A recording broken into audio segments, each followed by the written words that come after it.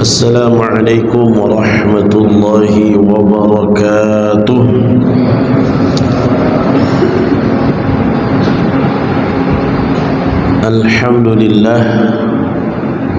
Alhamdulillahi hamdan katsiran tayyiban mubarakan fi kama yuhibbu rabbuna wa yardah. Asyhadu an la ilaha illallah wahdahu la syarika lah wa asyhadu anna nabiyyana Muhammadan abduhu wa rasuluhu wa safiyyuhu wa khaliluhu. Allahumma salli wa sallim wa barik ala nabiyyina Muhammadin wa ala alihi wa sahbihi ajma'in, amma ba'd. Hadirin hadirat jemaah sekalian, a'azzani Allah wa iyyakum. Alhamdulillah, bersyukur kepada Allah Rabbul Alamin. Malam hari ini kita diberi kesempatan lagi dan lagi oleh Allah Subhanahu wa Ta'ala dalam segala rangkaian ketaatan fardu maghrib, kemudian talabul ilmi, dan insyaallah fardu isya. Mudah-mudahan Allah masih memanjangkan umur kita dalam kebaikan dan ketaatan, amin ya rabbal. Bersingkat muqaddimah, kita lanjutkan bahasan surah An-Nisa 103 dan 104. Dua ayat saja dulu. Ini pun mudah-mudahan bisa kita bahas dengan tuntas.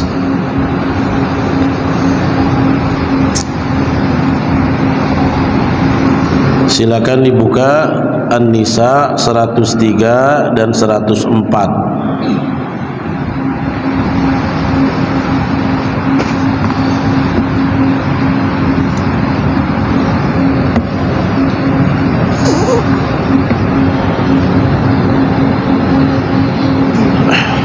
Baik, kita baca ya. A'udzu billahi minasy syaithanir rajim.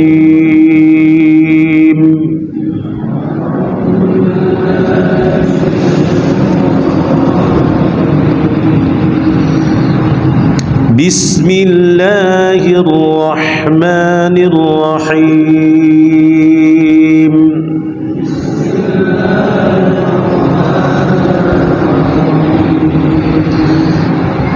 فَإِذَا قَضَيْتُمُ الصَّلَاةَ فَاذْكُرُوا اللَّهَ قِيَامًا وَقُعُودًا وَعَلَى جُنُوبِكُمْ.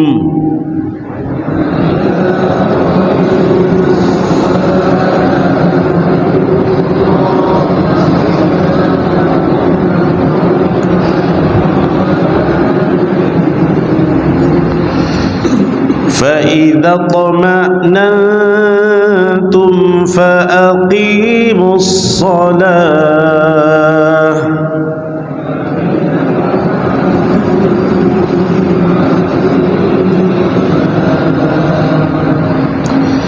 إِنَّ الصَّلَاةَ كَانَتْ عَلَى الْمُؤْمِنِينَ كِتَابًا موقوتا.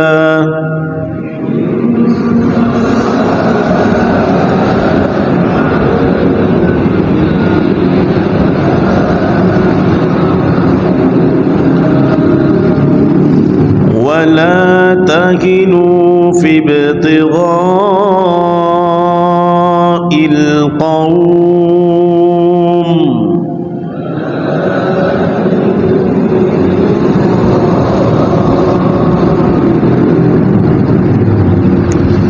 إن تكونوا تألمون فإنهم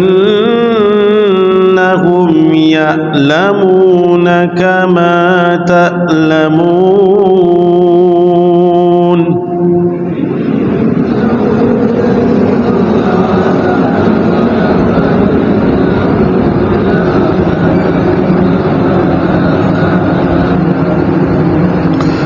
وترجون من الله ما لا يرجون.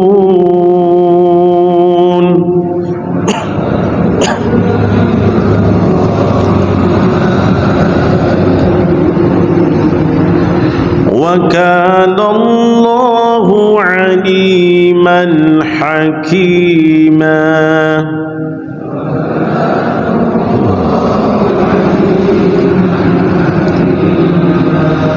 Ya.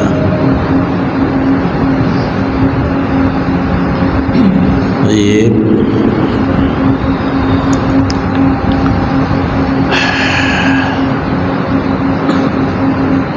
Sebentar.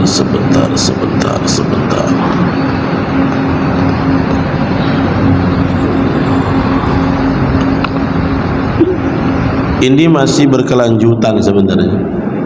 Kalau di 102 kita membahas salat khauf, ya, fi ahwalil qital, dalam keadaan peperangan, ya. Yang saya rasa saya tak perlu ulang banyak-banyak, kita sudah praktek langsung, ya. Walaupun saya tahu ilmunya, baca beberapa literatur tafsir, tapi saya berharap kepada Allah tidak mengamalkannya dalam hidup saya. Boleh kan?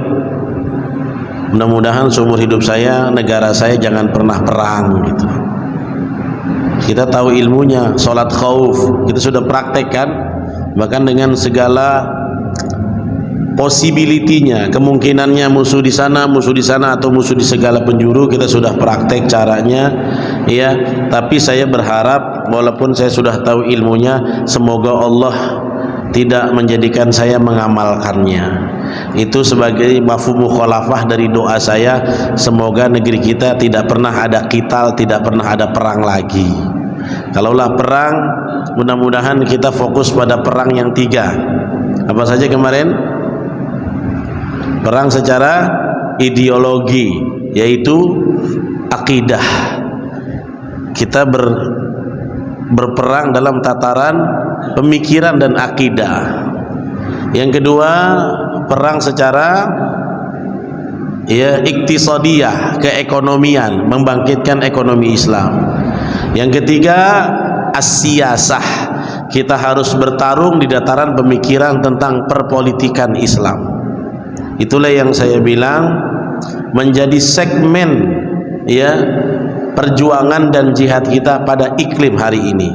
Jadi teman-teman jangan ngejos langsung pengen ngebunuh orang kafir, bukan itu, ya. Sekarang bagaimana secara ideologis kita bisa memenangkan hati mereka dengan keindahan Islam. Secara ekonomi Islam, bagaimana kita bisa memenangkan di hati umat, transaksi yang syar'i itu diutamakan, riba kita matikan kalau bisa. Yang ketiga, tentang siyasah syar'iyah, tentang politik secara syariat, bagaimana kepemimpinan di tampuk-tampuk negeri Islam betul-betul dipegang oleh orang-orang Islam yang islami.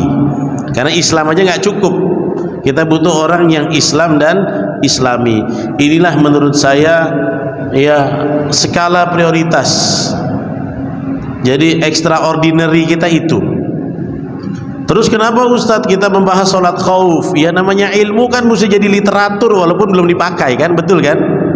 Ya, mana tahu ada di antara kita yang anaknya jadi tentara, atau yang teman-teman memang militer harus dikirim ke medan perang. Bagaimana cara sholatnya? Nah, dengan ilmu itu diharapkan dia bisa mengetahuinya. Nah, teman-teman sekalian, ya, di dalam pembahasan berikutnya, ya, kalau sholat khauf kan sudah kita bahas, satu baris dibagi 2, ya, seluruh jumlah tentara dibagi 2 dengan imamnya sholat 1 rakaat, kita sudah clear. Kalau musuhnya, ya, adalah di sekitar tempat kita sholat berlawanan arah kiblat, maka orang yang berjaga menghadap ke sana, yang sholat menghadap kiblat. Yang kedua, kita sudah bahas kalau memang musuhnya, ya, fi jihatil adu, ya, kita sholat menghadap kiblat, musuhnya di depan kiblat, maka sholatnya kurang lebih tetapi dengan formasi kedua-duanya menghadap kiblat. Bahkan kita sudah praktek yang sholat dalam keadaan syiddatul khauf, ya, Syiddatul khawuf itu berarti dalam rasa ngeri yang bersangatan. Sholatnya gimana? Ya selagi baca Al-Fatihah diserang musuh, tangkis sambil terus membaca bacaan sholat. Bahkan dianjurkan ketika kita mengimplementasikan ayat 102 kemarin, kita tetap membaca setiap runutan sholat sambil menangkis serangan musuh. Berarti tidak terbatalkan sholatnya. Ya, bagaimana cara isyarat takbirnya? Allahu Akbar, Allahu Akbar, dengan isyarat kepala saja atau kedipan, tandanya kita ruku. Sami Allahu liman hamidah. Itu namanya sholat khauf. Dan saya mendapati kaifiyat ini di banyak literatur kutub-kutub fikih dari fikih mazhab Syafi'i. Salah satunya yang kita kemarin praktek itu, salah satunya adalah salah satu serapan dari Takrib, kitab Matan Takrib Abi Suja yang kita bahas kemarin, ya. Jadi seperti itu ya. Nah, kemudian teman-teman sekalian, ayat 103 ini endingnya apa yang harus kita lakukan biasanya habis sholat? Biasanya habis sholat ngapain? Zikir dan doa, ya. Nah itu kan, makanya ayat 103 ini bunyinya tentang itu. Fa idza qadaitumus sholata maka apabila qada itu artinya kamu telah melaksanakan, ya, sudah menunaikan, ya. Fa idza qadaitum, maka apabila kalian telah melaksanakan as-sholata, sholat, ya, apa yang dilakukan? Fadhkurullah, maka kalian ingatlah Allah. Maksudnya fadhkurullah adalah bidzikrillahi ta'ala, dengan berzikir. Dan ini memang rangkaian sunnah, habis sholat ya berzikir.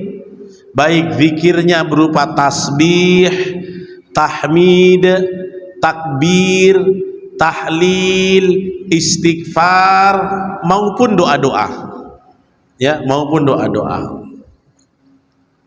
Kasih Mas. Terus bagaimana kalau umpamanya masih perang? Selesai nih sholat kita tadi, tapi masih perang. Apakah kita skip zikir? Tidak. Dalam ayat ini dikatakan fadhkurullaha qiyaman wa qu'uda, maka berzikirlah mengingat Allah dalam keadaan berdiri, wa qu'uda, dalam keadaan kalian duduk, wa ala junubikum, ya, dan di waktu kalian sedang berbaring. Ya, junub itu artinya jam, perut, maksudnya adalah kita meletakkan perut kita ke tanah, maksudnya saat sedang berbaring, ya. Nah, ternyata yang namanya zikir nggak mesti bersila begini saja, Pak. Orang berzikir itu boleh qiyaman wa qu'udan wa ala junubikum, sambil baring zikir, dan itulah ahlu zikir terbaik. Ya, makanya di ayat yang lain kan ada tuh, ya. Inna fi khalqis samawati wal ard wa ikhtilafil laili wan nahari la ayatin li ulil albab الذين يذكرون الله قياما وقعودا وعلى جنوبهم ويتفكرون في خلق السماوات والأرض ربنا ما خلقت هذا باطلا subhanaka faqina adzabannar. Siapakah orang adz-dzakirin Allah, senantiasa berzikir kepada Allah, yang dia mengingat Allah saat berdiri, saat duduk, saat berbaring, wa yatafakkaruna fi khalqis samawati wal ard, dalam keadaan apapun, orang yang zakir itu selalu tafakur semua ciptaan Allah. Ya. Kemudian sambil dia zikir, sambil dia mentafakuri apa? Ya Allah, tidaklah Engkau menciptakan semua ini sia-sia. Subhanaka faqina adzabannar. Maha suci Engkau dan lindungilah kami dari api neraka.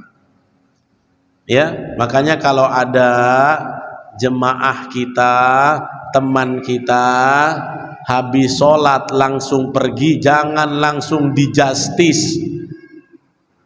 Itu habis sholat langsung berambus, memang munafik, masya Allah, ngeri. Kenapa? Tidak pernah Ustadz dia tuh berdoa. Habis sholat dia langsung berambus. Ya, karena dulu saya punya kiai, sempat waktu saya lagi belajar sama beliau, kiai saya itu diamanahi sebagai anggota DPRD DKI Jakarta.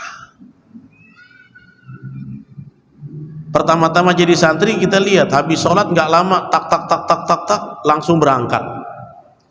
Ini si santri polos suudzon. Ini gimana kiai kok jarang zikir gitu kan? Suudzon. Karena belum hafal ayat itu, alladzina yadhkurun. Namanya santri baru hafal juz 30, itu pun hilang-hilang. Ternyata barulah saya tahu kiai saya selain hafiz Quran, ahli syariat, juga seorang politisi aktif. Jadi habis subuh beliau kadang mimpin sholat, kadang santrinya duduk menerima setoran hafalan santri sampai jam 6. Sampai jam 6 balik ke rumah, dari baju koko ganti baju batik, berangkat ke gedung dewan. Siang-siang, sore-sore, kadang-kadang kungker, kadang-kadang rapat dan ngisi di majelis taklim ibu-ibu. Ternyata saya pernah berkesempatan setelah jadi santri cukup lama diminta mensopiri beliau. Habis kita berjalan, ternyata sebelum azan pasti sudah mampir ke masjid, duduk. Habis salam kita langsung, ya Riza, langsung. Ternyata apa? Di mobil berzikir begitu panjang sampai tiba tempat pengajian. Wah, selama ini saya suudzon. Kenapa? Kenapa beliau tidak bisa stay di masjid? Karena harus merangkai dari satu amanah ke amanah yang lain. Sudah dari kantor ngurus santri. Sekarang angkatan adik-adik saya nggak diterima lagi sama beliau karena sudah ustadz junior, ya senior yang menerima setoran. Waktu saya masih beliau. Bayangin, anggota dewan masih ngomong santri, jarang-jarang kan? Makanya jangan dibilang kalau ulama berpolitik itu langsung nggak ngurusin agama lagi, jangan dibilang. Ini mata saya sudah pernah lihat langsung. Saya setoran hafalan waktu jadi santri adalah kiai saya anggota dewan waktu itu. Namanya Kiai Haji Abdul Aziz Abdul Rauf LC Al-Hafidh. Dulu waktu saya ke sana rambutnya masih hitam, sekarang udah hitamnya hilang semua. Mudah-mudahan beliau diberikan kesehatan oleh Allah. Ya, ternyata saya baru tahu justru ketika habis sholat di mobil saya nyupir zikir sepanjang jalan dengan zikir yang sangat banyak. Ya, kadang-kadang di lain zikir beliau murojaah. Kalau murojaahnya udah jarang pakai HP, udah jarang pakai mushaf. Kalau kita nih yang muda-muda baru selesai hafalan 2-3 tahun, tandanya sesat, entah ngomong apa itu. Ya, kalau beliau jarang menerima setoran aja tuh Mukhtar, 3 santri sekaligus tanpa pegang mushaf. Jadi gini beliau. Kalau kita jadi musyrif, jadi ngajar tahfiz masih standby hab itu kan, mushafnya kan. Kalau kiai kami sudah enggak, saking mutkinnya, dan saya tahu perjalanannya. Beliau itu ketika selesai hafalan umur 18. Antum umur berapa?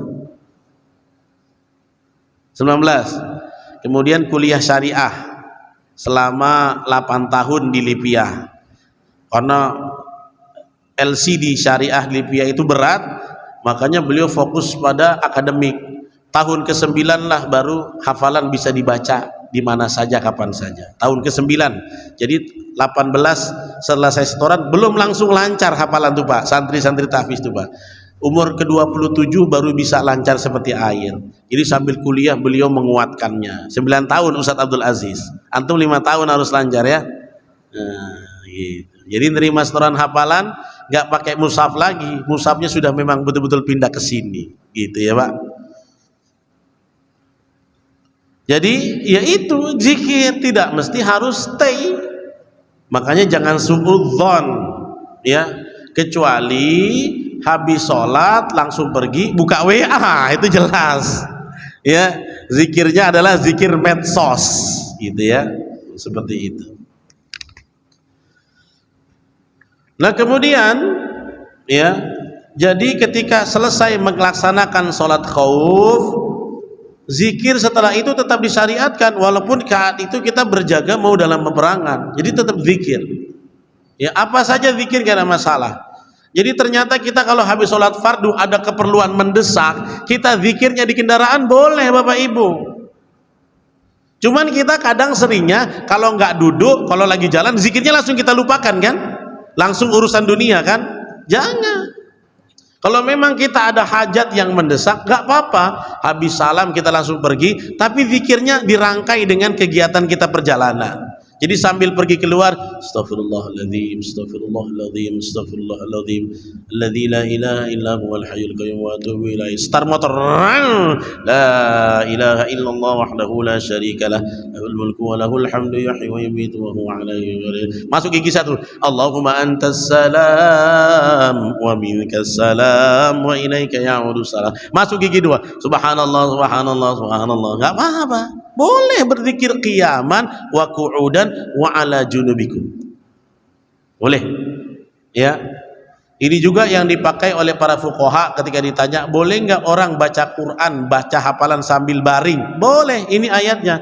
Alladzina yadhkurunallaha qiyaman. Ya, qiyaman itu artinya koma, berdiri. Wa qu'udan dari kata qa'ada. Qa'ada itu kan duduk. Wa ala junubikum. Ya, junub jamak dari jambin ya, artinya perut kita lah ya.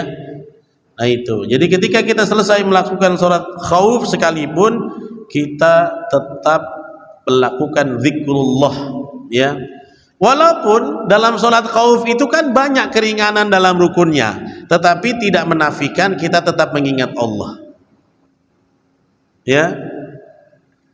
Nah itu.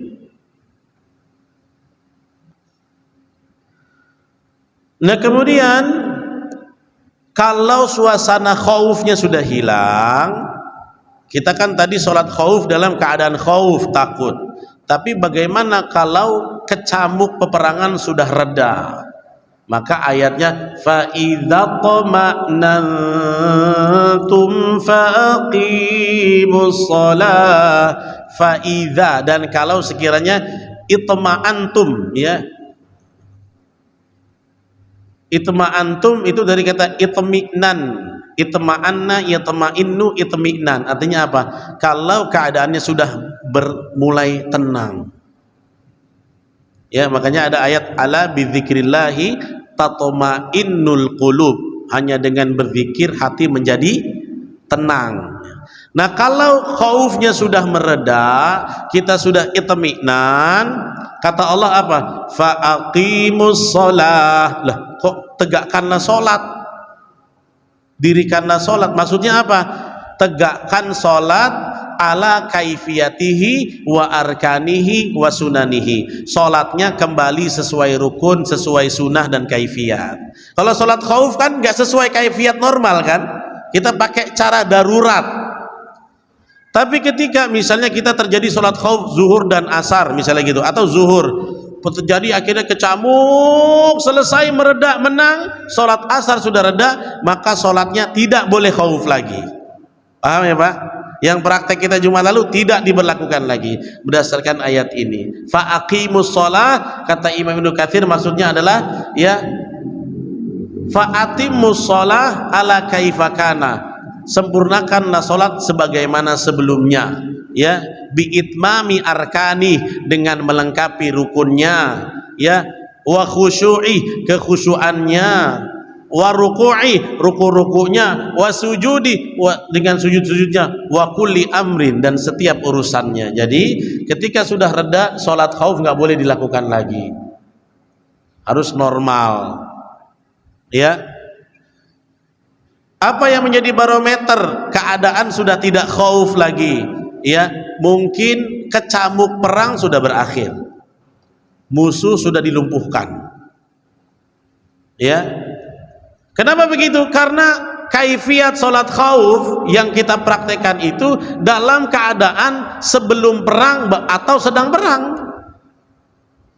Berarti gesekan dengan tentara musuh, orang-orang kafir itu belum terjadi. Tapi kalau sudah terjadi,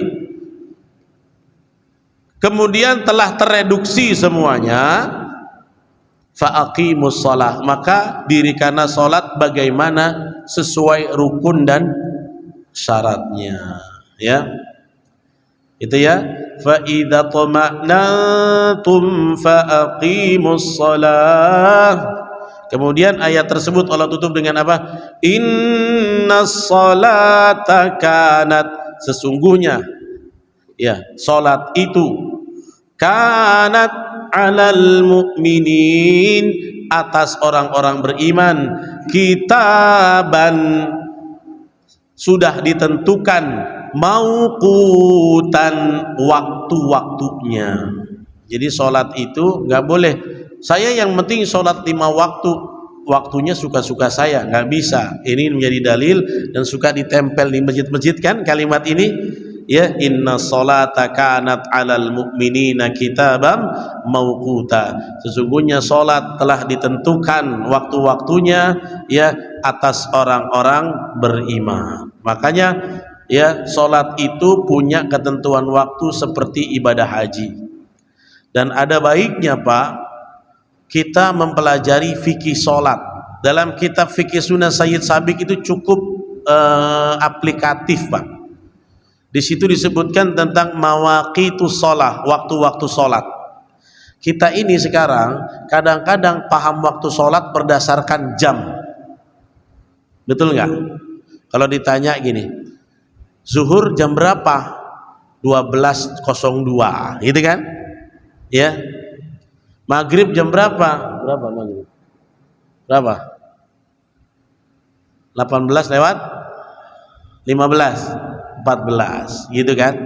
Padahal kalau antum buka kitab-kitab fikih, nggak bakalan ketemu satuan jam itu, nggak bakalan ketemu.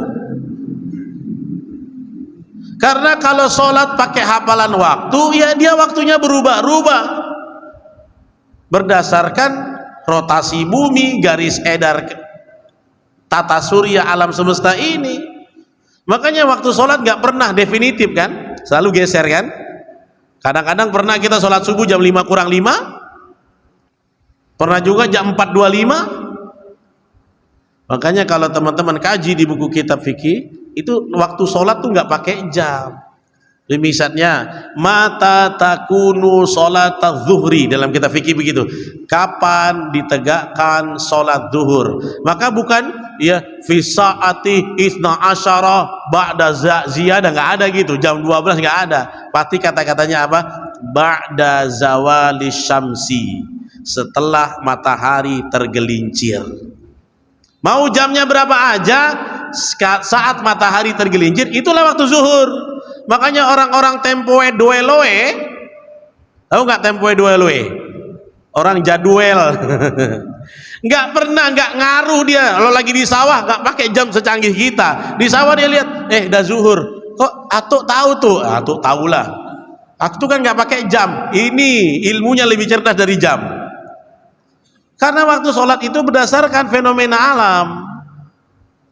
Jadi ketika dia lihat orang tua kita lagi di sawah, dia tengok matahari tegak ini, jangan sholat, belum boleh. Kapan mereka sholat? Nanti ketika tegak, baru geser sikit nih. Kalau kita tegakkan bayangan tak ada, geser sikit. Inilah geser, namanya zawal. Set, nah itulah masuk zuhur. Makanya saat matahari setegak-tegaknya kita dilarang sholat. Nanti kalau dia sudah zawal itu tergelincir, maksudnya 12 tengnya begitu ya, tengah teriknya dia geser sedikit, disitulah waktu zuhur telah tiba. Ya, waktu asar kapan? Jam 15.30, nggak ada di kitab fikih. Dalam kitab fikih dijelaskan kalau bayangan kamu sudah ada di belakang kamu, kan gitu. Ya. Nah, makanya kalau yang mau bahas ikut aja di kajian fikih saya sampai fikih sholat itu ada nanti. Cuman sabar. Kadang-kadang orang ngaji fikih ini baru toharo udah nggak datang lagi. Toharo, istinja, wudu udah hilang. Gitu. Ya, karena nanti bahas toharo, tayamum, mandi, haid, nifas, baru masuk fikih sholat. Ya kita di Miftahul Falah Bukhari aja baru mulai masuk kitab bab sholat Sahih Bukhari. Kemarin kan tentang tayamum sampai bosan Pak Erwin itu. Dia tayamum terus katanya. Ya, bahkan yang lebih membosankan waktu itu bahas haid kan. Haid. Ini kok emak-emak punya masalah kita bahas. Emak-emaknya nggak ada yang datang. Kalau di Al-Uswa banyak emak-emaknya. Kalau di sana sebiji pun kadang-kadang tak muncul. Tapi kami bahas haid lah bapak-bapak tuh. Lantak aja lah katanya. Ya, seperti itu ya. Nah, ketentuan waktu sholat. Sholat subuh kapan?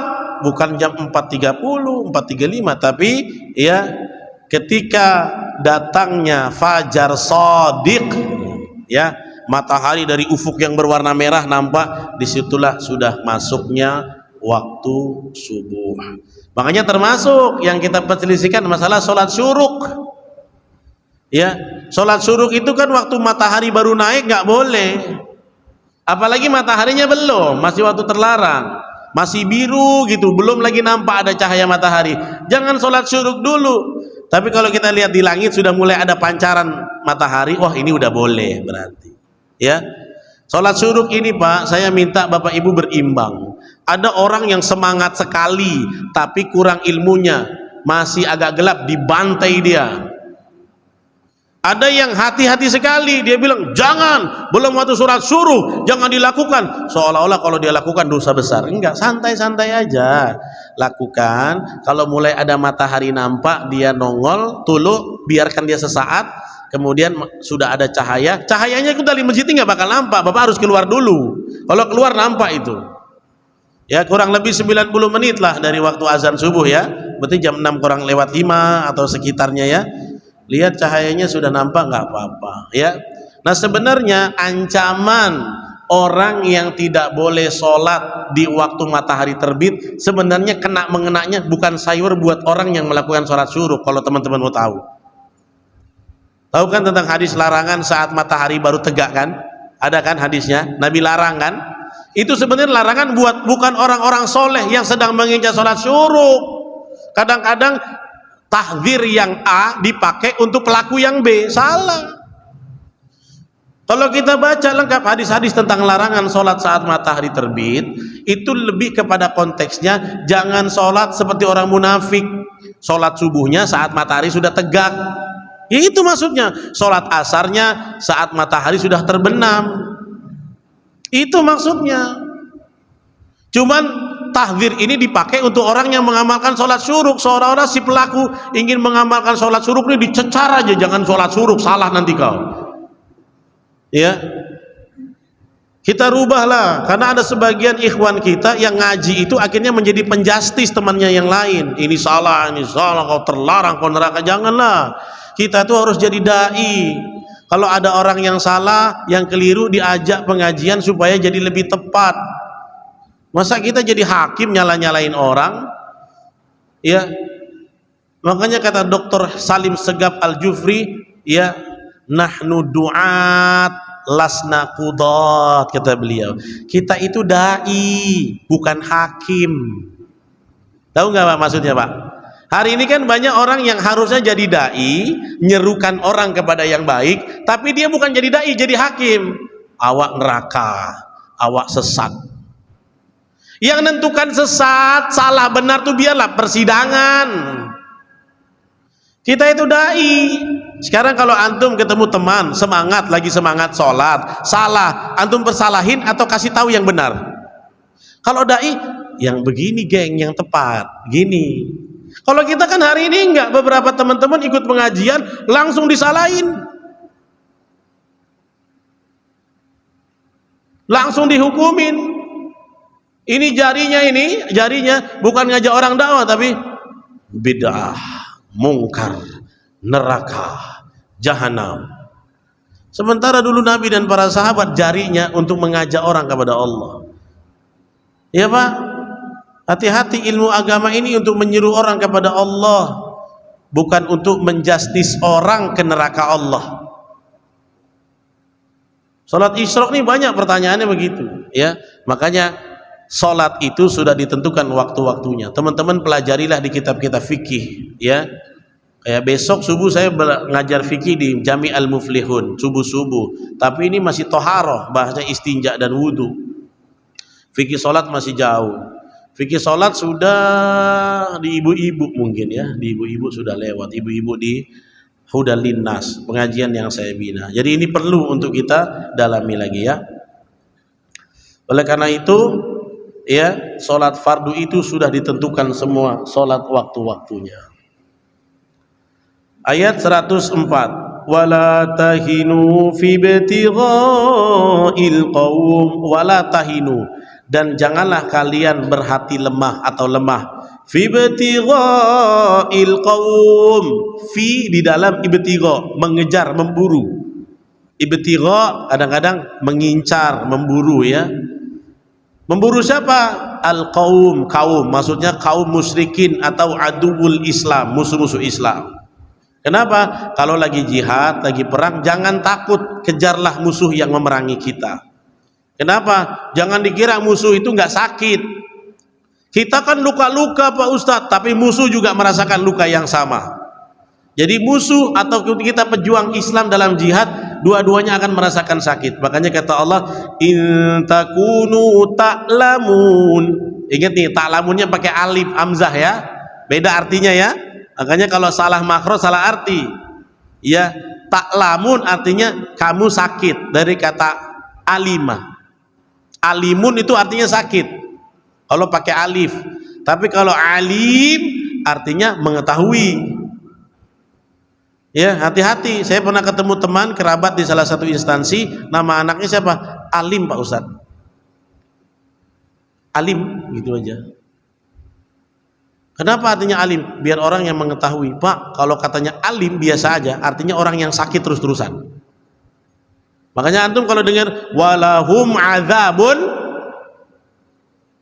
ain atau hamzah? Adzabun, hamzah a, ain b, a atau b? A kan? Artinya apa? Azab yang pedih dan menyakitkan. Kepeleset baca, ya kan? Jadinya salah. Saya pengen anak saya jadi alim. Nah, udah sakit-sakitan sepanjang umur itu.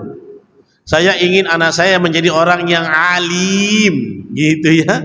Alim pakai ain, jangan salah. Makanya kalau ada guru ngaji bilang ta'lamun, muridnya baca ta'lamun, salah, kurang ain tekan. Oh bapak gitu aja kok marah. Bukan gitu aja, artinya antara langit dan bumi nak. Ya Pak ya, kalau lagi belajar tahsin dibenerin sama guru kurang ain, jangan marah, memang artinya bisa salah. Lihat di sini ya. In takunu ta'lamun, jika kalian menderita rasa sakit, fa innahum, sesungguhnya mereka ya'lamun, juga merasakan sakit, kama ta'lamun, sebagaimana kamu rasa sakit. Jadi musuh juga merasakan sakit. Tapi bedanya apa? Wa tarjuna minallahi ma la yarjun, wa tarjun, dan kamu mengharap minallah, pahala dari Allah. Orang kafir perang malayarjun, tidak mengharap pahala, dia cuma perang, menang atau harta rampasan, itu yang jadi orientasi. Kalau orang Islam harta rampasan nggak jadi target, target kita adalah tegaknya kalimat Allah. Ya, nah itu. Jadi bedanya orang kafir sakit, kita juga sakit. Ya, bedanya di mana? Kita mengharap pahala, dia tidak mengharap pahala. Samanya di mana? Sama-sama sakit. Bedanya di orientasi. Nah, itu kita semua orang kafir. Wa kana Allahu alimal hakima, dan Allah Maha mengetahui lagi Maha hakima, bijaksana. Ada pertanyaan silakan. Ya, fadhal, fadhal. Mikrofon mana mikrofon? Ah, ini dia. Belum hidup.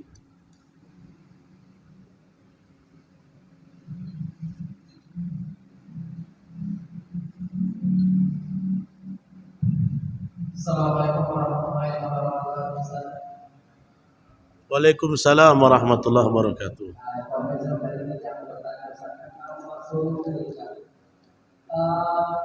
Tentang sholat subuh ini maksudnya kalau di pendapat kita ditegur oleh Ustaz juga. Jadi antum bisa sholat subuh itu pada dia. Kalau kita berada dalam satu majelis, artinya kita sudah selesai sholat subuh, kita itikaf di masjid, setelah itu waktu masuk subuh, baru boleh kita melaksanakan sholat subuh itu pendapat dia. Terus yang kedua tentang waktu subuh itu Ustaz. Kalau kita tengok di situ kan 5:57 itu masuk waktu subuh. Setelah kita mau sholat subuh itu kita ditegur oleh Pak Ustaz itu.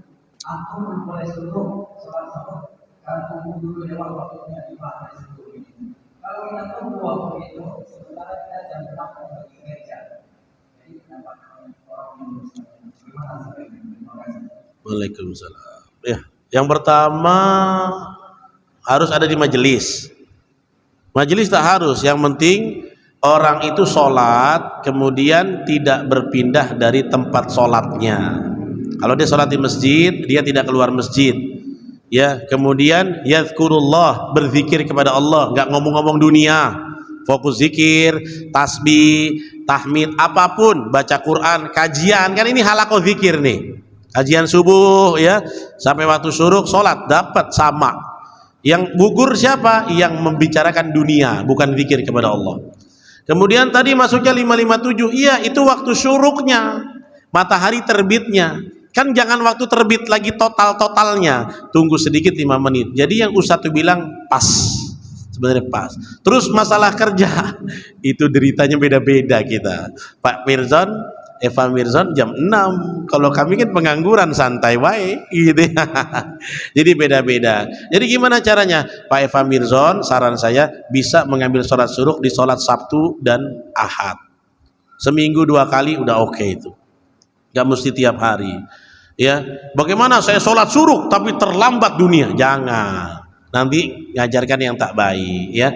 Jadi kalau kerja tetaplah kerja penuh dedikasi. Di saat-saat libur Pak Eva Mirzon bisa ambil sholat syuruk gitu ya. Sholat syuruk bukan yang seperti qobliyah subuh mesti hari-hari, enggak. Seminggu 2 kali udah cantik kali lah kita dapat sholat syuruk tuh, udah bagus lah. Kalau santri ya hari-hari, santri kita enggak ya. Saya waktu santri itu sebelum syuruk nggak ada yang balik ke kamar dulu. Yang kuliah-kuliah kelipia apa, tunggu dulu sampai syuruk baru berangkat. Begitu. Jadi gitu Pak Eva ya, sudah pas itu. Jadi sudah bagus. Yang lain silakan. Ya, monggo.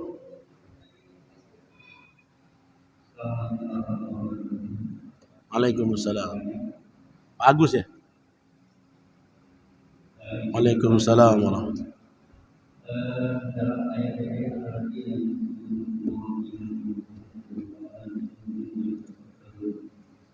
yang saya tanyakan adalah yang dibutuhkan dalam ayat.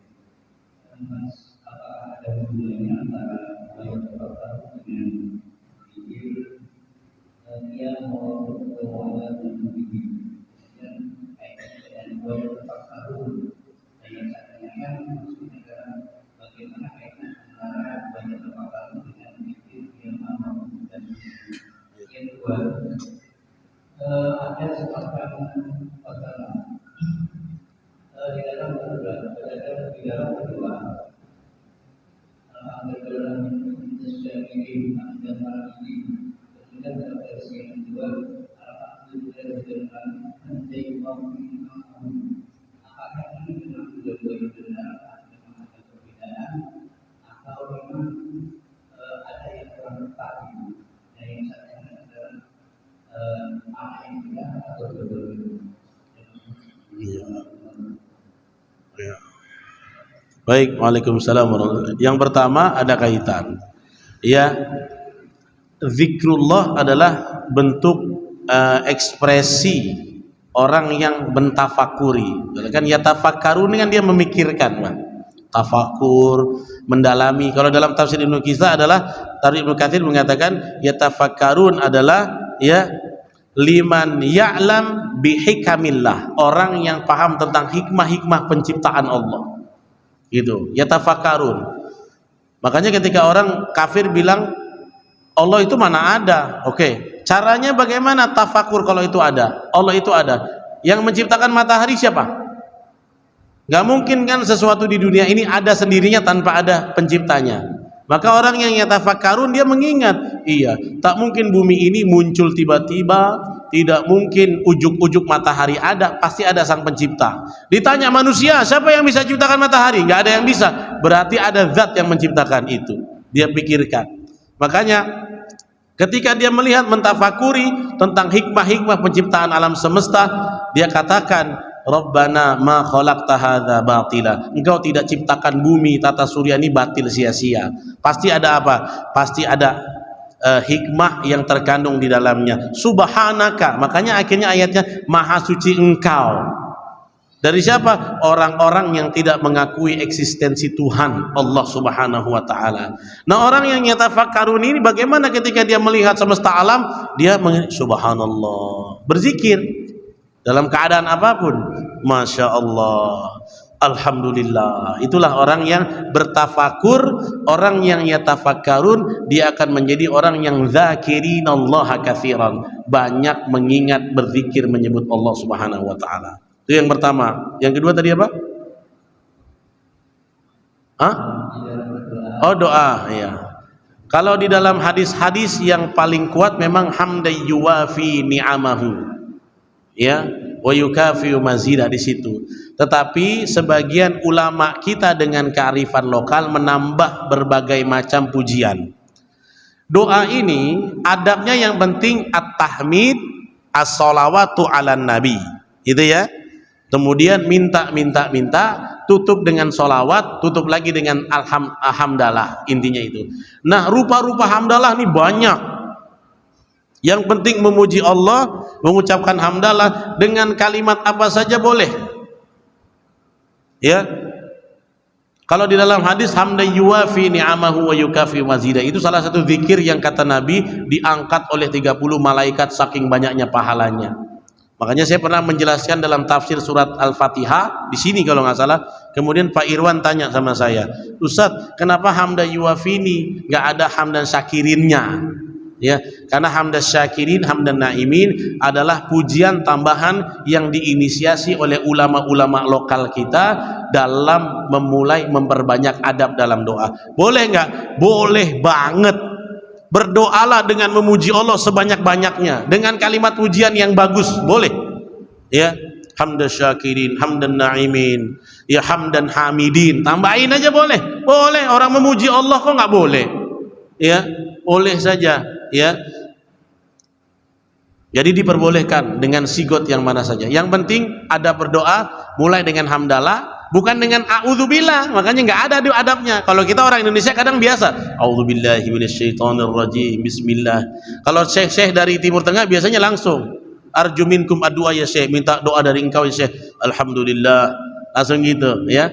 Kalau nggak pakai hamda yuwafi ini boleh nggak? Boleh, alhamdulillah aja udah boleh. Itu kan termasuk pujian kan? Alhamdulillahi rabbil alamin. Allahumma salli ala sayyidina Muhammad wa ala ali sayyidina Muhammad. Minta, tutup dengan wassallallahu ala khairi khalqi. Kalau saya, santri saya ikut semua tuh. Wassallallahu ala nabiyina Muhammadin wa ala alihi. Apa saja bentuk sigot solawat, yang penting tutup lagi dengan solawat terakhirnya. Ada para ulama yang tutup dengan solawat, tutup. Ada yang setelah solawat hamdalah lagi baru tutup. Mana saja boleh. Yang penting itu adab-adab saat kita berdoa. Jadi doa itu bebas klausalnya selama dia memuji Allah dengan kata-kata yang ma'ruf, dipersilakan. Semakin banyak pujian semakin bagus. Subhanakallahumma wa bihamdika asyhadu an la ilaha illa anta astaghfiruka wa atubu ilaik. Assalamualaikum warahmatullahi wabarakatuh.